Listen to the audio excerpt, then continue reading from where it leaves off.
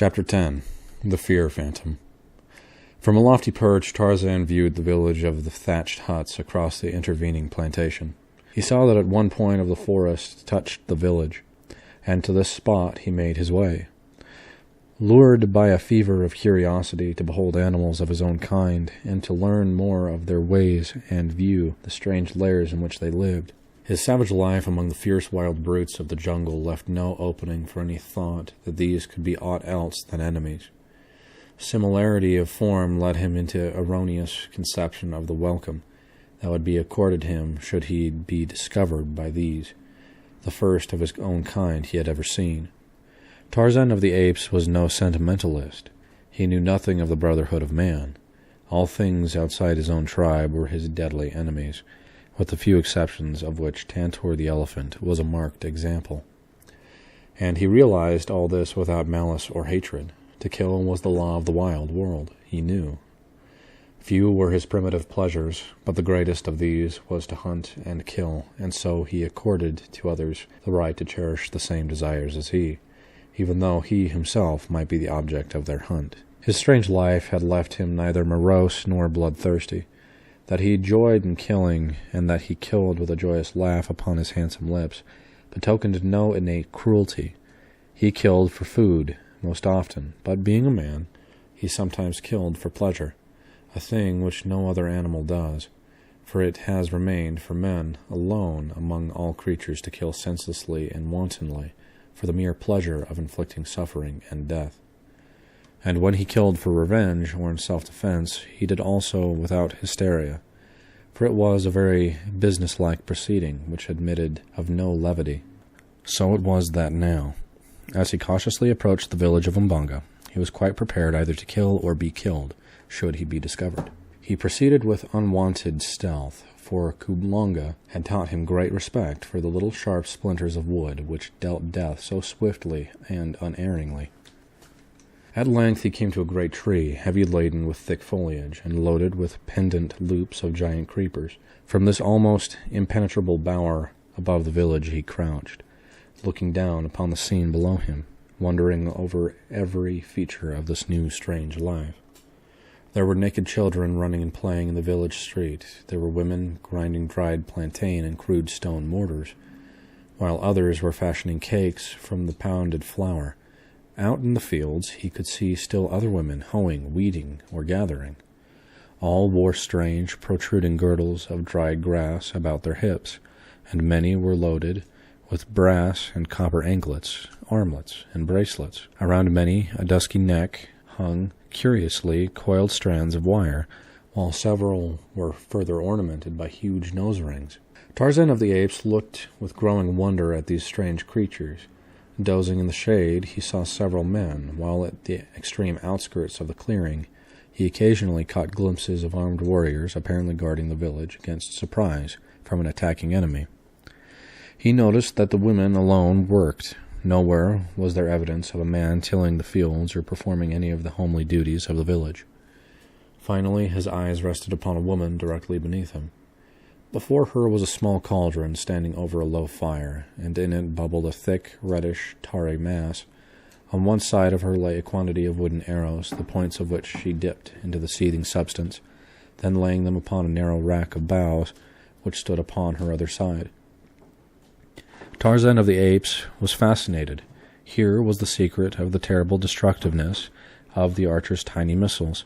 He noted the extreme care which the woman took that none of the matter should touch her hands, and once, when a particle spattered upon one of her fingers, he saw her plunge the member into a vessel of water and quickly rub the tiny stain away with a handful of leaves.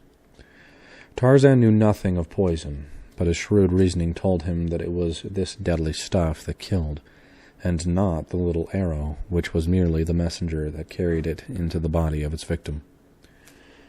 How he should like to have more of those little death-dealing slivers. If the woman would only leave her work for an instant, he could drop down, gather up a handful, and be back in the tree again before she drew 3 breaths. As he was trying to think out some plan to distract her attention, he heard a wild cry from across the clearing. He looked and saw a black warrior standing beneath the very tree in which he had killed the murderer of Kala an hour before. The fellow was shouting and waving his spear above his head. Now and again he would point to something on the ground before him.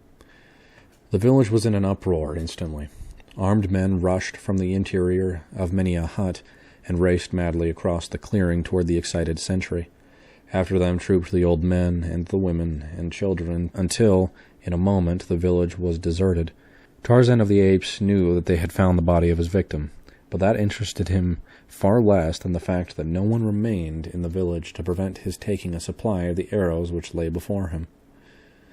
Quickly and noiselessly he dropped to the ground beside the cauldron of poison. For a moment he stood motionless, his quick, bright eyes scanning the interior of the palisade. No one was in sight. His eyes rested upon the open doorway of a nearby hut. He would take a look within, thought Tarzan, and so, cautiously, he approached the low thatched building. For a moment he stood without, listening intently. There was no sound, and he glided into the semi-darkness of the interior. Weapons hung against the walls, long spears, strangely shaped knives, and a couple of narrow shields.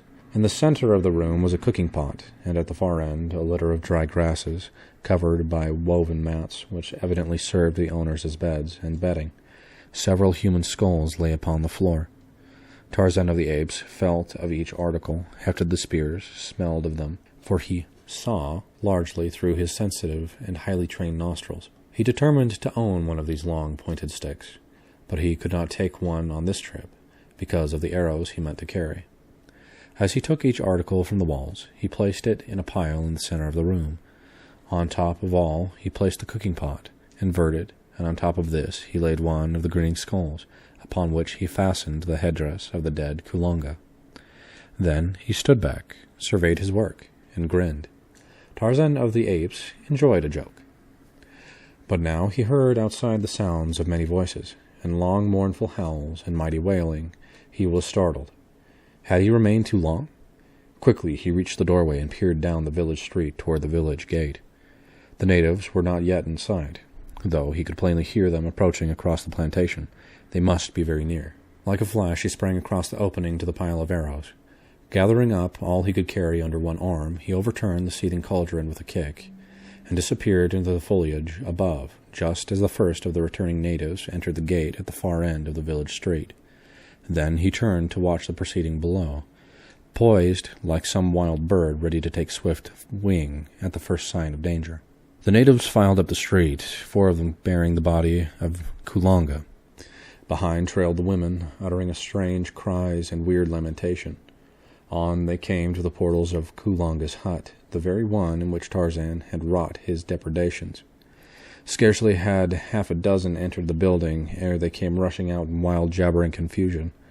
The others hastened to gather about. There was much excited gesturing, pointing, and chattering. Then several of the warriors approached and peered within.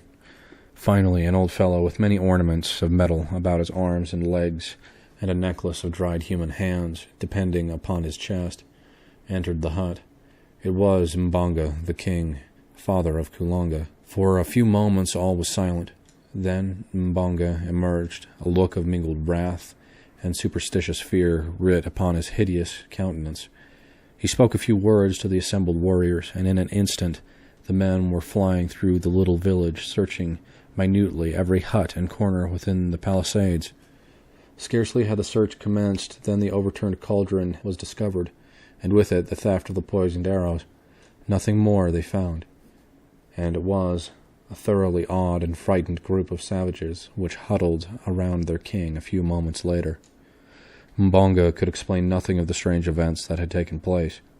The finding of the still warm body of Kulonga on the very verge of their fields, and within easy earshot of the village, knifed and stripped at the door of his father's home, was in itself sufficiently mysterious.